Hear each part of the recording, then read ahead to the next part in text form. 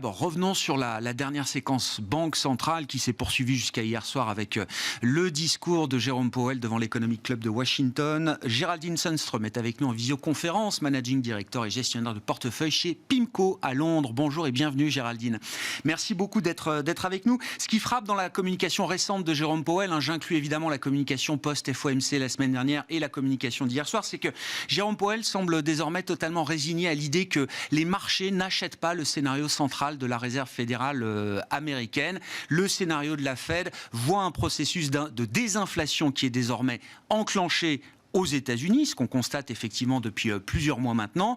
Malgré cela, la Fed continue de penser que ce processus sera long, prendra en tout cas un certain temps, et que d'ailleurs le dernier rapport mensuel sur l'emploi aux États-Unis nous rappelle que la route est encore longue pour revenir à l'objectif de 2% d'inflation, quand les marchés, eux, estiment que ce processus de désinflation sera beaucoup plus rapide, puisque les marchés, selon certaines mesures, anticipent une inflation globale qui reviendrait à 2% dès cet été aux États-Unis. Géraldine, comment chez PIMCO est-ce que vous vous situez par rapport à cette conversation qui est la conversation du moment entre les marchés et la Fed ? C'est vrai, je crois que Jérôme Powell a fait preuve d'humilité. Il s'est dit, je ne vais pas encore avoir tout faux, et laisse le marché penser ce qu'il décide de penser. En fait, on se met d'accord de ne pas être d'accord. Une stratégie complètement différente de celle de la BCE et de Christine Lagarde pendant sa conférence de presse, mais qui n'a pas non plus porté les fruits escomptés.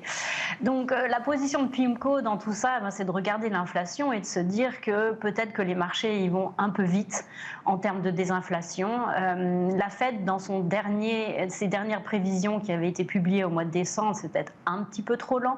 Donc c'est quelque part un peu au milieu. Et une bonne chose à faire, probablement, comme vous le dites, les marchés ont complètement oblitéré l'inflation de l'horizon. Donc une des manières, c'est de justement investir dans ces bons du trésor liés à l'inflation, d'autant plus que depuis quelques jours, on va voir si cela peut continuer avec la réouverture de la Chine. On voit les prix du pétrole remonter légèrement, ils avaient baissé pas mal, et on sait qu'un des points les plus importants de cette désinflation sont évidemment les prix du pétrole.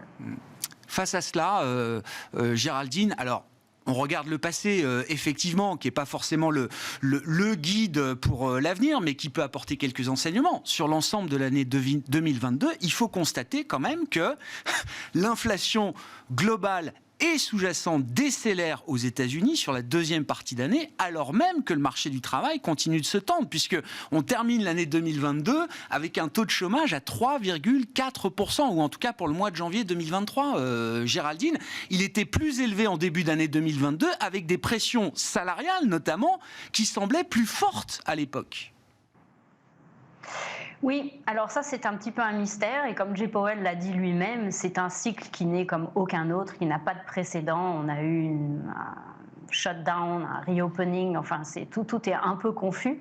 La partie biens de consommation est effectivement en désinflation, mais tous ces biens en général viennent de l'étranger, ils ne viennent pas des États-Unis. La partie services, en dehors des loyers et de l'immobilier, est elle beaucoup plus collante et a beaucoup plus d'inertie. Donc le test va se faire là, et comme vous le dites, c'est cette pression des salaires, en fait il y a un problème de composition. Il y a des métiers dans la finance, dans la technologie, qui sont des métiers de cadre qui sont très bien payés. Ces personnes ont tendance à perdre un peu plus leur emploi. Récemment, on a vu les grandes annonces de toutes ces grandes boîtes de technologie, alors que les plus bas salaires, les serveurs dans les restaurants, dans les hôtels, etc., eux voient leur salaire augmenter de manière très importante. Donc à la fin de tout ça, comment cette inflation va terminer ? On aurait tendance à penser qu'il y aura beaucoup d'inertie, surtout quand l'inflation arrive aux alentours de 4%. C'est très compliqué de ramener un chiffre d'inflation de 4 à 2%. Et c'est probablement ce que le marché n'a pas en tête. On sait très bien d'expérience que c'est vraiment la dernière partie qui est la plus douloureuse.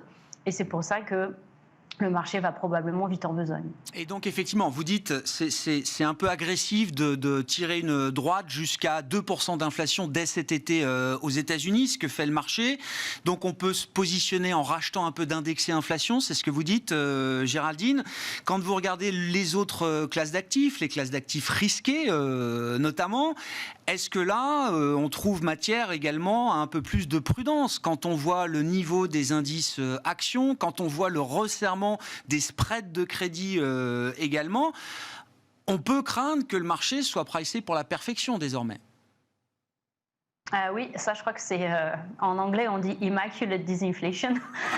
C'est tout à fait ce que le marché est en train de pricer. C'est la désinflation indolore, c'est ça, hein, pour traduire, c'est l'idée voilà, que le phénomène inflationniste disparaîtrait sans douleur. Exactement. En fait, quand on regarde déjà le marché des actions, on pense que le marché a déjà passé sur 2023 et puis commence déjà à anticiper un rebond en 2024 avec des earnings qui seraient très en ligne avec les moyennes historiques. Donc on pense à un marché qui regarde 10% de croissance des earnings entre 2023 et 2024, donc absolument aucune récession, juste un soft landing, comme ils disent. Et puis ensuite, quand on regarde les PE, les multiples, on est à 18 fois, parce qu'il ne faut pas oublier que le dividende des sociétés américaines est en dessous des taux du Trésor. Donc quand on regarde en 2024, le S&P traite déjà à 4400.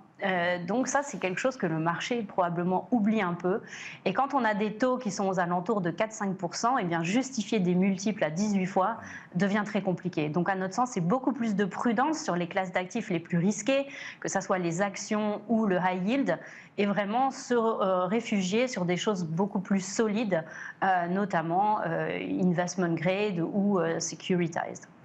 Sur la partie européenne, Géraldine, à la fin de la journée, quel peut être le différentiel d'agressivité ou le différentiel de taux entre la BCE et la Réserve fédérale américaine?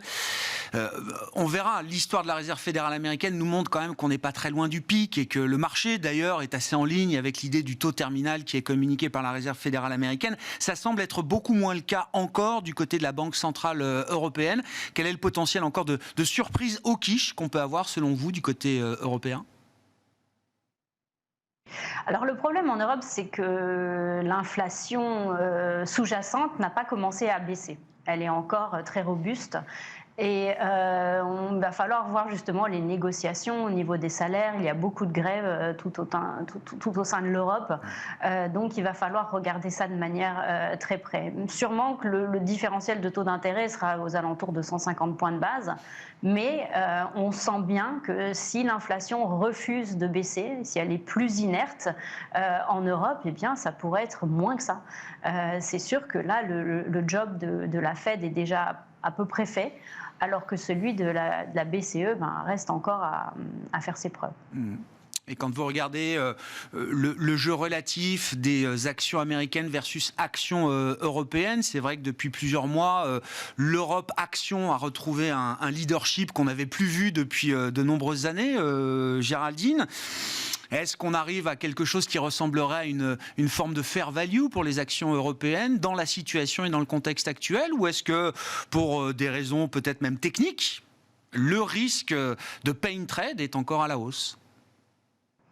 Alors on va dire que les multiples en Europe sont plus bas, donc la sensibilité à la remontée des taux est moindre. En revanche, ce qu'il ne faut pas perdre de vue, c'est que les earnings des sociétés en Europe sont beaucoup plus cycliques qu'aux États-Unis. Donc c'est justifiable si effectivement il n'y a pas de récession. L'Europe peut continuer de surperformer les États-Unis encore pendant un petit moment.